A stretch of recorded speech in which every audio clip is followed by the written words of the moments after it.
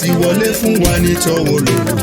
Ìgbéga ńlá lèyí jẹ́ fún wa. Fẹ́ni tó bá fẹ́ jẹun, fẹ́ni tó bá fẹ́ gẹrun, fẹ́ni tó fẹ́ fọ mọ́tò, fẹ́ni tó fẹ́ sùn. Ààyè ńlá fáwọn tó fẹ́ ṣayẹyẹ. Ó yànnà hot excel ní ẹ máa bakery ń bẹ́ẹ̀. Wàá gbádùn ara rẹ̀. Wọ́n ní swimming pool o. Wọ́n ní ìfọ̀kànbalẹ̀.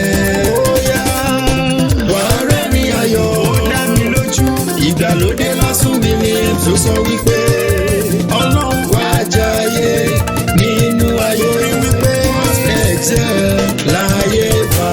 Hot excel wà ní mile 14 Ìtọwòlò bus stop Ìkòròdú road Lagos. Ẹ̀rọ ìbánisọ̀rọ̀ wọn rèé 08070637705 tàbí 08183944913.